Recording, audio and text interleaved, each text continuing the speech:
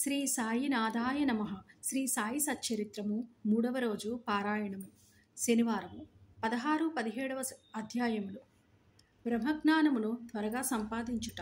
గత అధ్యాయములోని చోల్కరు తన మ్రొక్కునెట్లు చెల్లించునో బాబా దానినెట్లు ఆమోదించినో చెప్పి తిని, ఏ కొంచెమైనను భక్తి ప్రేమలతో ఇచ్చిన దానిని ఆమోదించదననియు, గర్వముతోనూ అహంకారముతోనూ ఇచ్చిన దానిని తిరస్కరించదననియు బాబా ఆ కథలో నిరూపించును. బాబా పూర్ణ సచ్చిదానంద స్వరూపుడవుటచే బాహ్యతంతును లక్ష్యపెట్టెడివారు కారు. ఎవరైతే భక్తి ప్రేమలతో ఏదైనా సమర్పించినచో మిక్కిలి సంతోషముతో ఆత్రముతో దానిని పుచ్చుకొనడివారు. నిజముగా సద్గురు సాయి కంటే ఉదార స్వభావులు, దయార్థ హృదయులు లేరు. కోరికలు నెరవేర్చు చింతామణి కల్పతరువు వారికి సమానము కావు. మనము కోరినదెల్లనిచ్చు కామధేనువు కూడా బాబాతో సమానము కాదు.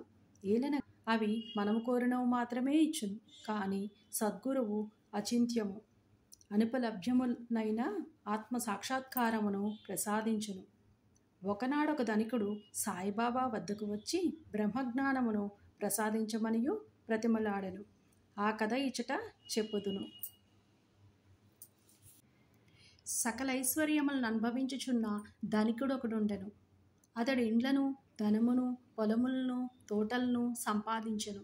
వానికి అనేక మంది సేవకులుండెడివారు.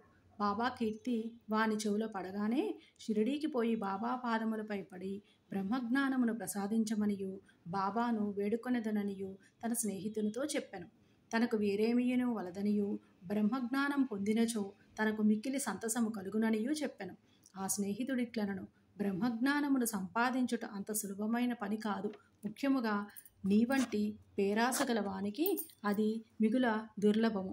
ధనము, భార్యాబిడ్డలతోనూ తేలి మునుగుతున్న నీ వంటి వానికి బ్రహ్మజ్ఞానము ఎవరిచ్చెదరు? నీవొక పైసానైనా దానము చేయని వాడవే. నీవు బ్రహ్మజ్ఞానమునకై వెదుకునప్పుడు నీ కోరిక నెరవేర్చువారెవరు? తన స్నేహితుని సలహాను లక్ష్యపెట్టక రాను పోను టాంగాను వాడుకకు కట్టించుకుని అతడు షిరిడీకి వచ్చెను. మసీదుకు పోయి బాబాను చూచి వారి పాదములకు సాష్టాంగ నమస్కారము చేసి ఇట్లనెను, బాబా, ఇక్కడకు వచ్చిన వారికి ఆలస్యము చేయక బ్రహ్మమును చూపెదరనియు విని నేను అంత దూరము నుంచి వచ్చితిని. ప్రయాణముచే నేను మిక్కిలి బడలితిని. మీరు బ్రహ్మజ్ఞానమును ప్రసాదించినచో నేను పడిన శ్రమకు ఫలితము లభించును. బాబా ఇట్లు బదులు చెప్పెను, నా ప్రియమైన స్నేహితుడా, ఆతురత పడవద్దు. త్వరలోనే ఇప్పుడే నీకు బ్రహ్మమును చూపెదను. నాది నగదు బేరమే కానీ అరువు బేరము కాదు. అనేక మంది నా వద్దకు వచ్చి ధనము, ఆరోగ్యము, పలుకుబడి, గౌరవము, ఉద్యోగము, రోగ నివారణము మొదలగు ప్రాపంచిక విషయములనే అడుగుదురు. నా వద్దకు వచ్చి బ్రహ్మజ్ఞానమునివ్వమని అడుగువారు చాలా తక్కువ. ప్రపంచ విషయములు కావలియునని అడుగుట వానికి లోటు లేనే లేదు. పారమార్థిక విషయమే యోచించువారు మిక్కిలి అరుదు. కావున నీ వంటి వారు వచ్చి బ్రహ్మజ్ఞానము కావలియునని అడుగు సమయము శుభమైనది, శ్రేయోదాయకమైనది. కనుక సంతసముతో నీకు బ్రహ్మమును దానికి సంబంధించిన వారిని అన్నింటినీ చూపెదను. ఇట్లని బాబా వానికి బ్రహ్మమును చూపుటకు మొదలెడెను. వానినక్కడ కూర్చుండమని ఏదో సంభాషణలోనికి దించెను. అప్పటికాతడు తన ప్రశ్న తానే మరచునట్లు చేసెను. ఒక బాలుని పిలిచి నందు మార్వాడి వద్దకు పోయి 5 రూపాయలు చేబదులు తెమ్మనను. కుర్రవాడు పోయి వెంటనే తిరిగి వచ్చి నందు ఇంటి వద్ద లేడనియు వాని ఇంటి వాకిలికి తాళం వేసి ఉన్నదనియూ చెప్పెను. కిరాణా దుకాణదారు బాలా వద్దకు పోయి అప్పు తెమ్మని బాబా అనెను. ఈసారి కూడా కుర్రవాడు వట్టి చేతులతోనే తిరిగి వచ్చెను. ఇంతకి 2-3 వద్దకు పోగా ఫలితము లేకపోయెను. సాయిబాబా సాక్షాత్ పరబ్రహ్మావతారమే అని మనకు తెలియను. అయినచో 5 రూపాయలు అప్పు చేయవలసిన అవసరమేమి? వారికి అంత చిన్న మొత్తముతో ఏమి పని అని ఎవరైనానో అడగవచ్చును. వారికి ఆ డబ్బు అవసరమే లేదు. నందు మరియు బాలా ఇంటి వద్ద లేరని వారికి తెలిసియే యుండును. ఇది అంతయును బ్రహ్మజ్ఞానము కోరి వచ్చిన వాని కొరకై జరిపించియుందురు. ఆ పెద్ద మనిషి వద్ద నోటుల కట్టలుండెను. అతనికి నిజముగా బాబా వద్ద నుంచి బ్రహ్మజ్ఞానము కావలసి ఉన్నచో బాబా అంత ప్రయాసపడినప్పుడు అతడు ఊరకనే కూర్చుండడు. బాబా ఆ పైకమును తిరిగి ఇచ్చివేయుననియు కూడా వానికి తెలియను.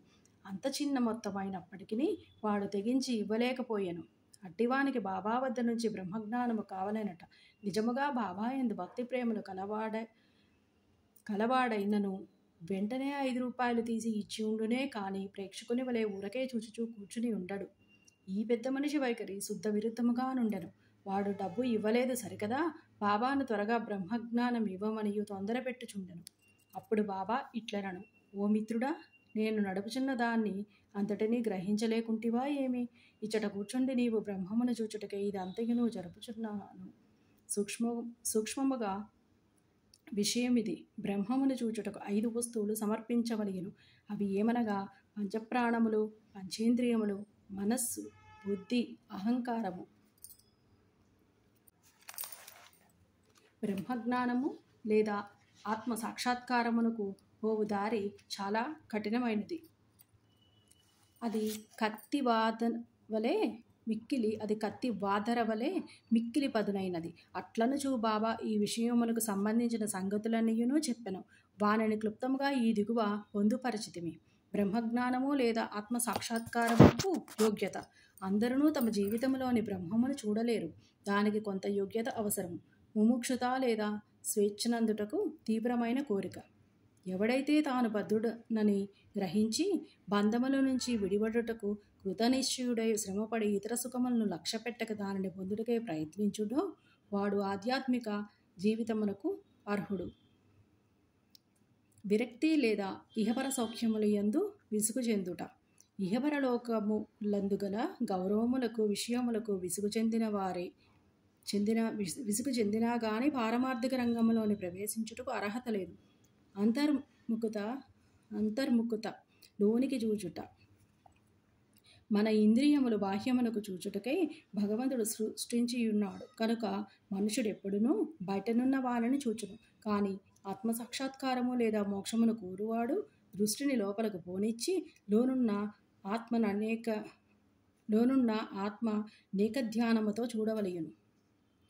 పాప విమోచన పొందుట.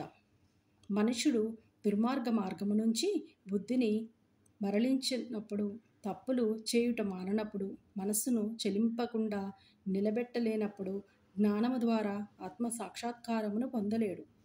సరి అయిన నడవడి. ఎల్లప్పుడూ సత్యమును పలుకుచు తపస్సు చేయుచు లోన చూచుచు బ్రహ్మచారిగా నుండినా గాని ఆత్మ సాక్షాత్కారము లభించదు.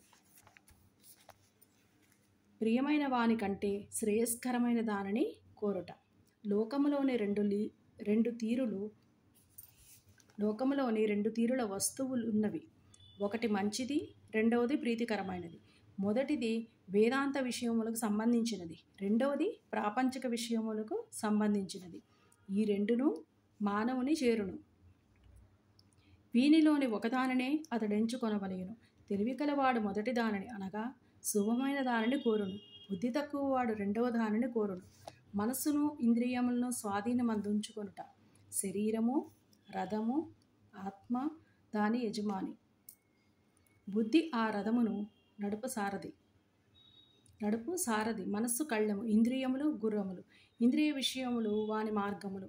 ఎవరికి గ్రహించు శక్తి లేదో, ఎవరి మనసు చంచలమైనదో, ఎవరి ఇంద్రియములు అస్వాధీనములోని బండి తోలువాని దుర్మార్గపు గుర్రముల వలె ఉండునో వాడు గమ్యస్థానమును చేరలేడు. చావు పుట్టుకల చక్రములోని పడిపోవును.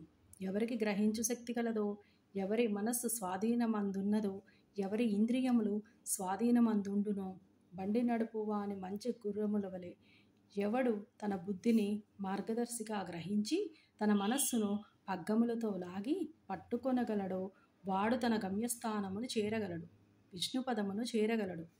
మనస్సును పావనము చేయుట. మానవుడు ప్రపంచములోని తన విధులను తృప్తిగా ఫలాపేక్ష లేకుండా నిర్వర్తించని ఎడల అతని మనస్సు పావనము కాదు. మనస్సు పావనము కానిదే అతడు ఆత్మసాక్షాత్కారమును పొందలేడు.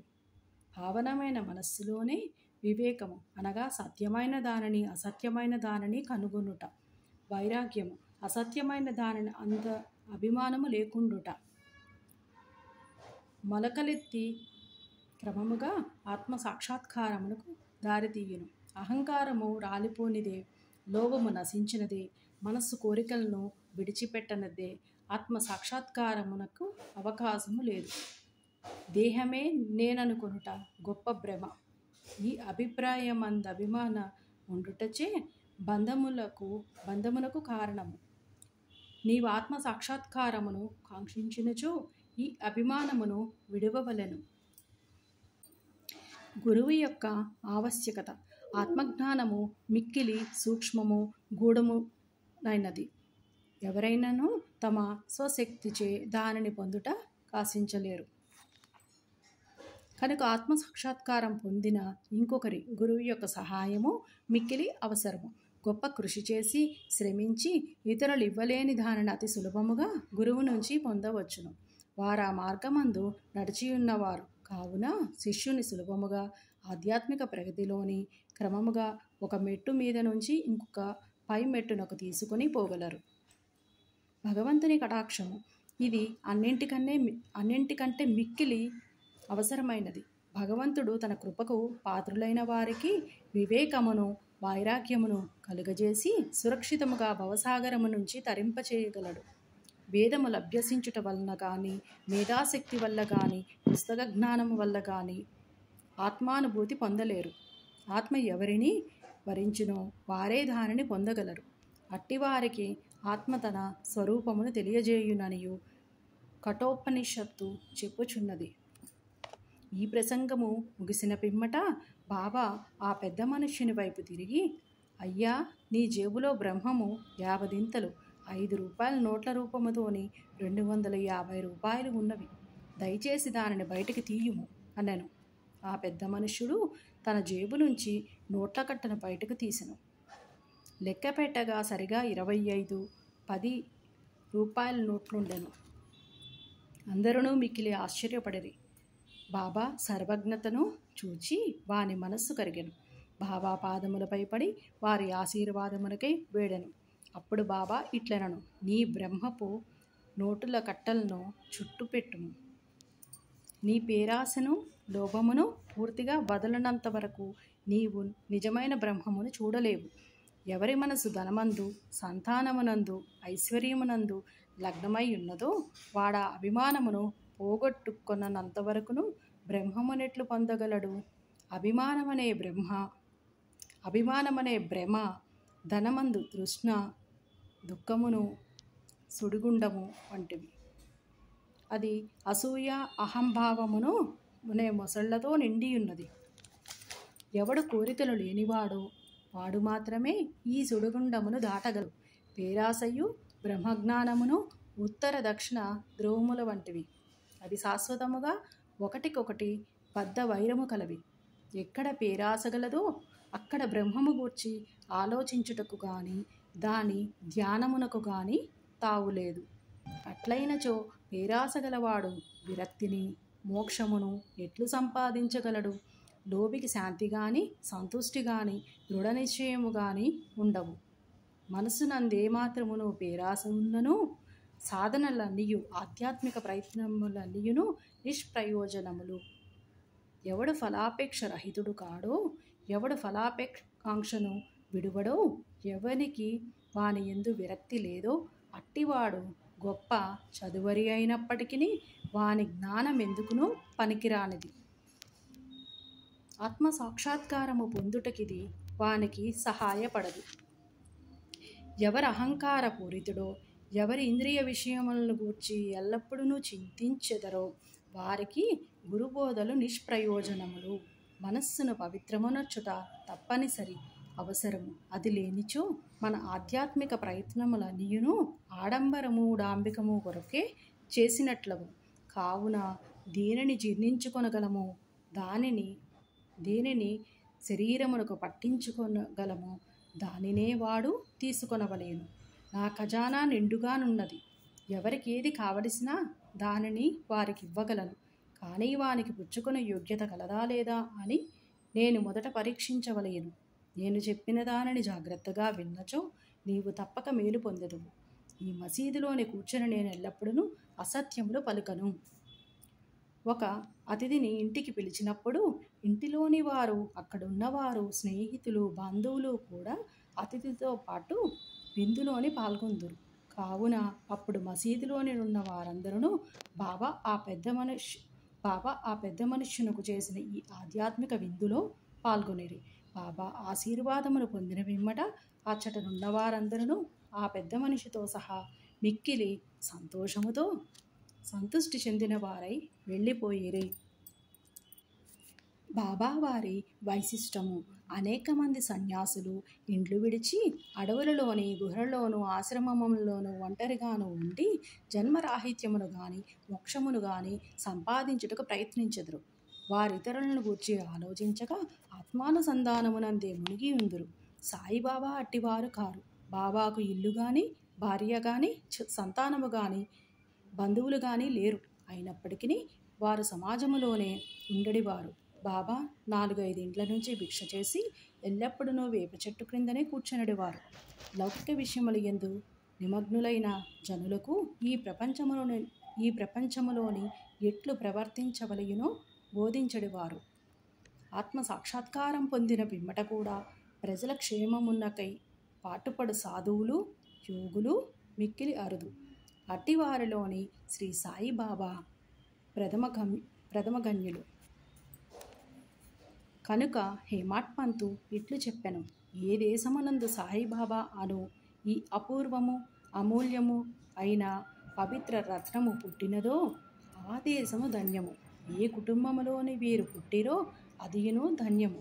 ఏ తల్లిదండ్రులకు వీరు పుట్టిరో వారును ధన్యులు. 16-17 అధ్యాయములు సంపూర్ణము. సద్గురు శ్రీ సాయి నాథార్పణమస్తు. శుభం భవతు.